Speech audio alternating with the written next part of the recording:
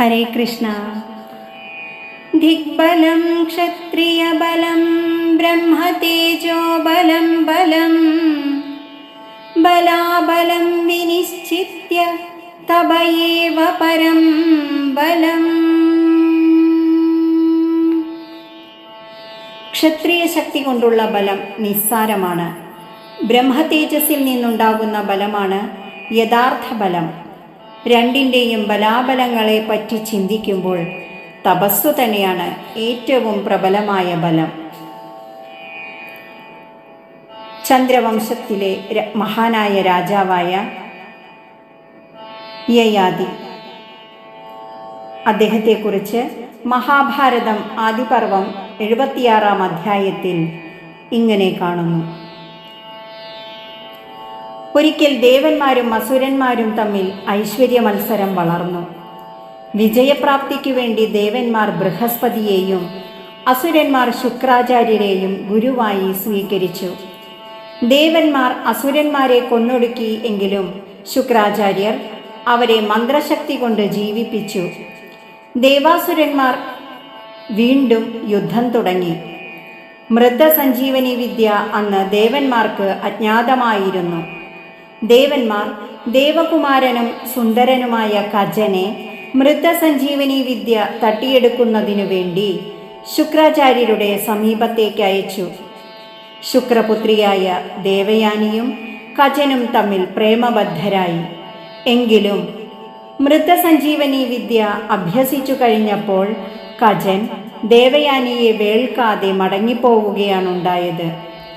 വേർപിരിഞ്ഞ അവസരത്തിൽ കജനും ദേവയാനിയും പരസ്പരം ശപിച്ചു. കജന്റെ വിദ്യ ഫലിക്കുകയില്ലെന്ന് ദേവയാനിയും ദേവയാനിയെ ഋഷികുമാരൻ വേൾക്കുകയില്ലെന്ന് കജനും ശപിച്ചതിൻ്റെ ഫലം രണ്ടുപേരും അനുഭവിച്ചു. ദൈത്യരാജാവായ വൃഷപർവാവിൻ്റെ മകളായിരുന്നു ശർമ്മിഷ്ഠ. ദൈത്യഗുരുവായ ശുക്രാചാര്യൻ്റെ മകളാണ് ദേവയാനി. അവർ രണ്ടുപേരും തോഴിമാരോടുകൂടെ ഒരു കാട്ടരുവിയുടെ മണൽത്തിട്ടയിൽ വസ്ത്രങ്ങൾ അഴിച്ചുവെച്ച ശേഷം ഒരിക്കൽ ജലക്രീഡ ചെയ്തുകൊണ്ടിരിക്കുകയായിരുന്നു. തദവസരത്തിൽ ദേവേന്ദ്രൻ ആ വഴിക്കു വരികയും ഒരു കാറ്റിൻ്റെ രൂപത്തിൽ വസ്ത്രങ്ങളെ അടിച്ചു പറത്തി ഒരുമിച്ച് കൂട്ടിയിടുകയും ചെയ്തു. പെട്ടെന്ന് തരുണീമണികൾ ഓടി കരയ്ക്കു കയറി വസ്ത്രങ്ങൾ വലിച്ചെടുക്കുന്ന ബഹളത്തിൽ ദേവയാനിയുടെയും ശർമ്മിഷ്ഠയുടെയും വസ്ത്രങ്ങൾ പരസ്പരം മാറിപ്പോയി. അതിനെ ചൊല്ലി രണ്ടുപേരും തമ്മിലുണ്ടായ വാഗ്വാദം വളർന്ന് ഒടുവിൽ ശർമ്മിഷ്ഠ ദേവയാനിയെ ഒരു പൊട്ടക്കിണറ്റിൽ തള്ളിയിട്ടു. ദേവയാനി മരിച്ചു എന്ന സങ്കല്പത്തിൽ ശർമ്മിഷ്ഠയും തോഴിമാരും കൊട്ടാരത്തിലേക്ക് പോയി. ഈ ഘട്ടത്തിൽ ചന്ദ്രവംശരാജാവായിരുന്ന നഹുഷന്റെയും അശോകസുന്ദരിയുടെയും പുത്രനായിരുന്ന യയാതി നായാട്ടു ചെയ്ത് ക്ഷീണിച്ച് ആ വഴിക്ക് വന്നു ചേർന്നു. പൊട്ടക്കിണറ്റിൽ കിടന്ന ദേവയാനിയെ അദ്ദേഹം കരയ്ക്കു കയറ്റി കുശലപ്രശ്നങ്ങൾ ചെയ്ത ശേഷം അദ്ദേഹം തൻ്റെ ഗൃഹത്തിലേക്ക് പോയി. ദേവയാനി ഘൂർണിക എന്ന ഒരു തോഴിയെ അയച്ച് വിവരങ്ങളെല്ലാം അച്ഛനെ ധരിപ്പിച്ചു. അച്ഛൻ വൃഷപർവാവിനോട് കോപിച്ച് ദൈത്യലോകത്തിൽ നിന്നും ഇറങ്ങി വനത്തിൽ ചെന്ന് മകളോടൊന്നിച്ച് വസിച്ചു. ഗുരുശാപം ഭയന്ന വൃഷപർവാവ് ഗുരുവിൻ്റെ അടുക്കൽ ചെന്ന് പല അനുനയവാക്കുകൾ പറഞ്ഞു നോക്കി. പക്ഷേ ശർമ്മിഷ്ഠ 1000 തോഴിമാരോടുകൂടെ ദേവയാനിയുടെ ദാസിയാകുന്ന പക്ഷം പ്രശ്നം പരിഹരിക്കാം എന്ന് ശുക്രൻ പ്രസ്താവിച്ചു. ഗത്യന്തരമില്ലാതെ വൃഷപർവാവ് ആ വ്യവസ്ഥയ്ക്ക് കീഴടങ്ങേണ്ടി വന്നു. അന്നു മുതൽ ശർമ്മിഷ്ഠയും 1000 തോഴിമാരും വനത്തിൽ ചെന്ന് ദേവയാനിയുടെ ദാസിമാരായി. ശുക്രാചാര്യർ ദൈത്യലോകത്തിലേക്ക് തിരിച്ചു പോരുകയും ചെയ്തു. കാലം പിന്നെയും കഴിഞ്ഞു. ഒരിക്കൽ യയാതി മൃഗയാവിനോദ തൽപരനായി വനത്തിൽ ചെന്നു. അവിടെ വെച്ച് അനേകം തോഴിമാർ കാൽ തിരുമ്മിക്കൊണ്ടിരിക്കുന്ന ദേവയാനിയെ കണ്ടുമുട്ടി. തുടർന്നു നടന്ന സംഭാഷണത്തിൽ നിന്നും ദേവയാനി യയാതിയെ തിരിച്ചറിഞ്ഞു. യയാതിയുടെ ഭാര്യയാകാൻ അവൾ ആഗ്രഹിച്ചു. എന്നാൽ ശുക്രാചാര്യരുടെ അനുവാദമില്ലാതെ താൻ വിവാഹത്തിൽ ഏർപ്പെടുകയില്ല എന്ന് യയാതിയും ശഠിച്ചു. ഒടുവിൽ ദേവയാനി ഒരു തോഴിയെ വിട്ട് അച്ഛനെ വിവരം ധരിപ്പിച്ചു. അച്ഛൻ വന്ന് ദേവയാനിയും യയാതിയും തമ്മിലുള്ള വിവാഹം സമംഗളം നടത്തിക്കൊടുത്തു. 1000 തോഴിമാരെ കൂടി അവർക്ക് സംഭാവനയും ചെയ്തു. അങ്ങനെ യയാതി വിവാഹിതനായി ദേവയാനിയോടുകൂടി കൊട്ടാരത്തിലേക്ക് പോന്നു. ശർമ്മിഷ്ഠയും 2000 തോഴിമാരും അവരെ അനുഗമിക്കുകയും ചെയ്തു. യയാതി തലസ്ഥാന നഗരിയിൽ മടങ്ങി വന്ന ശേഷം ദേവയാനിയെ അന്തപുരത്തിലും ശർമ്മിഷ്ഠയെ അശോകവനികയിലും താമസിപ്പിച്ചു. കാലം ചെന്നപ്പോൾ ദേവയാനി ഒരു പുത്രനെ പ്രസവിച്ചു. ശിശുവിനെ കണ്ട ശർമ്മിഷ്ഠയുടെ ഹൃദയം വളരെയധികം വേദനിച്ചു. സുമംഗലിയാകാനും അമ്മയാകാനും ഉള്ള ആഗ്രഹത്താൽ ശർമ്മിഷ്ഠ യയാതിയുടെ അടുക്കൽ ചെന്ന് ഒരു പുത്രനെ യാചിച്ചു. ധർമ്മവിരുദ്ധമായ കാര്യങ്ങളിൽ ഇടപെടുന്നത് ശരിയല്ലെന്ന് യയാതി ശഠിച്ചു. ഒടുവിൽ ശർമ്മിഷ്ഠയുടെ വേദാന്തവാദത്തിൻ്റെ മുമ്പിൽ യയാതിക്ക് തലകുനിക്കേണ്ടി വന്നു. അങ്ങനെ ശർമ്മിഷ്ഠയ്ക്ക് രഹസ്യത്തിൽ ഒരു പുത്രൻ ജനിച്ചു. അതിൻ്റെ ശേഷം ദേവയാനിക്ക് ഒരു പുത്രൻ കൂടെ ജനിച്ചു. ഒന്നാമന് യദു എന്നും രണ്ടാമന് തുർവസു എന്നും പേരിട്ടു. ഈ ഘട്ടത്തിലെല്ലാം യയാതിയും ശർമ്മിഷ്ഠയും തമ്മിൽ ബന്ധമുണ്ടായിരുന്നതിൻ്റെ ഫലമായി ശർമ്മിഷ്ഠ 3 ആൺകുട്ടികളുടെ മാതാവായി. ദ്രുഹ്യു, അനുദ്രുഹ്യു, പൂരു എന്നിവരായിരുന്നു യഥാക്രമം അവർ. ആ ബാലന്മാരും അശോകവനികയിൽ ഓടിച്ചാടി കളിച്ചു പോന്നു. ഒരിക്കൽ ദേവയാനി ഭർത്താവിനോടും കുട്ടികളോടും കൂടി ഉദ്യാനത്തിലിരുന്ന ഘട്ടത്തിൽ ശർമ്മിഷ്ഠയുടെ കുട്ടികൾ അവിടെ വന്നു ചേർന്നു. അവരെ കണ്ട് സംശയം തോന്നിയ ദേവയാനി അവരുടെ കുലനാമങ്ങൾ അന്വേഷിച്ചു. അമ്മ ശർമ്മിഷ്ഠയും അച്ഛൻ യയാതിയുമാണെന്ന് അവർ ഉത്തരം പറഞ്ഞു. കുപിതയായ ദേവയാനി അസുരലോകത്തിലേക്ക് ഓടിച്ചെന്ന് അച്ഛനോട് വിവരങ്ങളെല്ലാം പറഞ്ഞു. പുത്രീവാത്സല്യത്താൽ മതിമറന്ന അച്ഛനാകട്ടെ ദേവയാനിയെ മാറ്റി നിർത്തി യയാതിയെ ശപിച്ച് ജരാബാധിതനാക്കി. താൻ യൗവനം ആസ്വദിച്ച് തീർന്നില്ല എന്നും അതിനാൽ ശാപം പിൻവലിക്കണമെന്നും യയാതി ശുക്രാചാര്യരോട് അപേക്ഷിച്ചു. യയാതിയുടെ പുത്രരിലൊരുവൻ അച്ഛൻ്റെ ജര ഏറ്റുവാങ്ങി യൗവനം പകരം കൊടുക്കും എന്നും അയാൾ അനന്തര ചക്രവർത്തിയായി പരിലസിക്കുമെന്നും ശുക്രാചാര്യർ ശാപമോക്ഷവും നൽകി. ശാപഗ്രസ്തനായ യയാതി മൂത്തപുത്രനായ യദുവിനെ അടുക്കൽ വിളിച്ച് അവൻ്റെ യൗവനം ആവശ്യപ്പെട്ടു.